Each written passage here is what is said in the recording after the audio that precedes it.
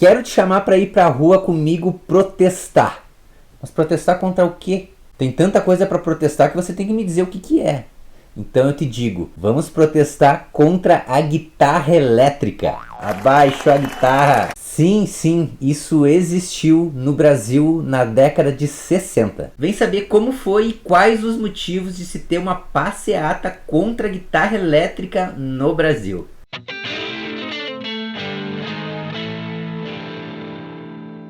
No Brasil, nos anos 60, durante a ditadura militar, tinha tanta coisa para protestar, como, por exemplo, a corrupção desenfreada por parte dos militares.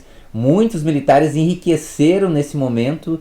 Também tinha muita repressão e censura, além de, claro, né, várias pessoas desapareceram nesse momento, foram mortas.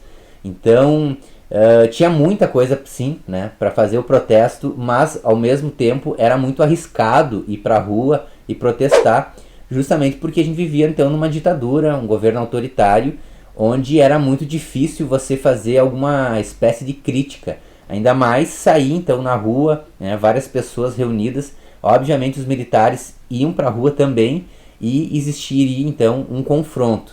Era muito arriscado fazer uma passeata, né, nesse momento, ou qualquer atividade que envolvesse muitas pessoas, né, em conjunto, fazendo alguma manifestação. E aí, nesse momento, por um outro lado, a gente tem uma passeata contra a guitarra elétrica. E a gente vai falar disso agora. Mas antes, se inscreve no canal, que é muito importante. Se você já aprendeu alguma coisa comigo, se inscreve no canal para esse canal seguir adiante com mais história da música. A passeata aconteceu no dia 17 de julho de 1967, em São Paulo. E eles saíram então do Largo de São Francisco e foram até o antigo teatro da Paramount, que era uma espécie de santuário assim da bossa nova. Lá então, né, eles tiveram todo esse percurso e aí fizeram essas manifestações dizendo: abaixo a guitarra, abaixo a guitarra.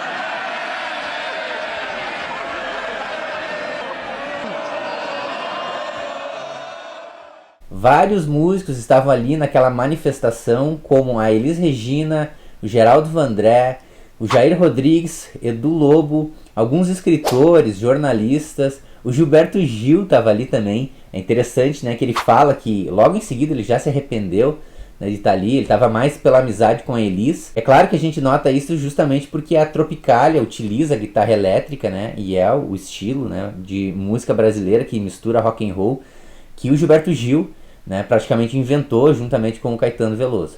O Caetano, ele fala que ele não participou, ele ficou então juntamente com a Nara Leão, os dois ficaram num hotel conversando e falaram justamente sobre isso, assim, poxa vida, que coisa mais bizarra, né, você ter uma passeata contra esse instrumento. Então eles não concordaram. Eu fui contra, e a Nara, ficamos eu e a Nara no Hotel Danúbio, comentando como isso era uma coisa estranha, terrível e que não deveria estar acontecendo. Mas a gente observando de uma forma mais distante, parece totalmente bizarro, é algo meio que não dá para entender e tudo mais, porque é simplesmente um instrumento, né? Se a gente olhar de fora, parece isso, mas é importante a gente fazer uma análise no contexto, né, daquele momento.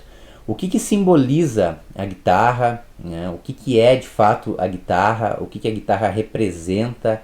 Isso é muito importante a gente observar. E claro, então, entender os motivos que levaram essas pessoas a fazer essa passeata contra esse instrumento. A primeira questão está ligada ao episódio que eu fiz sobre a história da guitarra elétrica. Se você ainda não viu, vai lá ver, porque lá a gente vai ter toda uma ideia então do que representa esse instrumento. Esse instrumento nasceu nos Estados Unidos e ele representa justamente um bem de consumo estadunidense. Assim como um carro conversível, um Cadillac, né, nos anos 40 e 50 nos Estados Unidos, a guitarra também representava um bem de consumo, um sinônimo, né, um símbolo, né, do imperialismo estadunidense. E mais, né, além disso, a gente tem que observar nesse contexto da ditadura militar. Os Estados Unidos estavam envolvidos no golpe militar que aconteceu em 1964. Existiu toda uma operação chamada Brother Sun. Essa operação dava total apoio aos militares brasileiros. os militares dos Estados Unidos já estavam com suas embarcações no Oceano Brasileiro. Se desse algo errado, eles iam invadir e fazer o golpe acontecer a qualquer custo. Como não precisou, então essa operação ficou mais obscura. Poucas pessoas sabiam dessa operação. Muitas vezes acreditavam que isso era boato, né? Mas hoje em dia obviamente a gente tem tudo isso comprovado. Eu falo aqui no meu livro justamente sobre a guitarra elétrica, sobre a passeata contra a guitarra elétrica, e também falo da Operação Brother Sun. Tem até mapas e documentos falando sobre essas embarcações que já estavam no litoral brasileiro. Aqui eu coloquei no meu livro que você pode então observar, né, adquirindo então esse material aqui, que eu falo mais a respeito então da história do rock brasileiro no Brasil na década de 70, e também então sobre a contestação da guitarra, sobre a importância da guitarra no rock and roll e no Brasil. E o segundo motivo é o seguinte: a UNE, a União Nacional dos Estudantes, e vários setores de esquerda, assim como a MPB, né, Música Popular Brasileira, acreditava que para lutar contra o governo ditador precisava então que você produzisse uma música que fosse genuinamente brasileira, ou seja, utilizar instrumentos que eles acreditavam que naquele momento representasse o povo brasileiro. Por exemplo, cavaquinho, pandeiro, violão, né, e gêneros, estilos como samba, choro, bossa nova. Então a guitarra elétrica representava o rock dos Estados Unidos. Representava mais uma vez os Estados Unidos. E por outro lado, a gente tinha então uma guerra mercadológica de espaço. A MPB tinha um programa de TV na TV Record que era o Fino da Bossa. E a Jovem Guarda, que representava o rock e utilizava a guitarra elétrica, também tinha um programa chamado Jovem Guarda. E a Jovem Guarda estava ganhando espaço.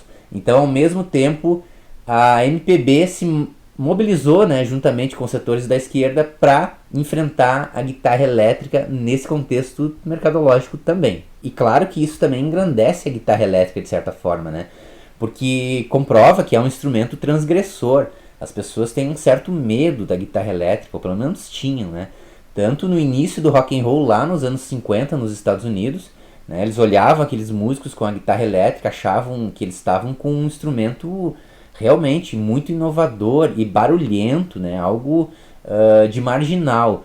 O Bob Dylan mesmo, quando utilizou a guitarra pela primeira vez, também vários fãs do Bob Dylan achavam algo pecaminoso, né? O Bob Dylan tá utilizando uma guitarra elétrica, sendo que ele vinha do folk, numa música um pouco mais limpa, com violão. Então a guitarra sempre teve um lado mais polêmico, e isso acontece com vários estilos de música, com vários instrumentos. E é importante a gente fazer essas observações para entender por que hoje em dia, muitas vezes, a gente tem preconceito com certos estilos que surgem, né?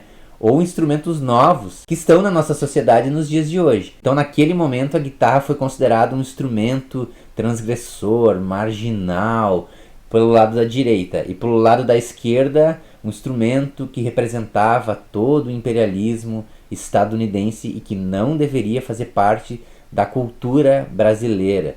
Abaixo a guitarra, contra a guitarra, vamos tirar esse instrumento que representa os Estados Unidos, que representa todo o capitalismo dos Estados Unidos. É claro que isso não deu certo, eu agradeço porque eu sou guitarrista, amo esse instrumento. Então, se você gostou desse vídeo, curte aí, se inscreve no canal, que eu vou lá agora então fazer uma passeata. Não vou fazer uma passeata. Vou lá tocar guitarra, estudar esse instrumento que eu admiro tanto. Então tá, até mais.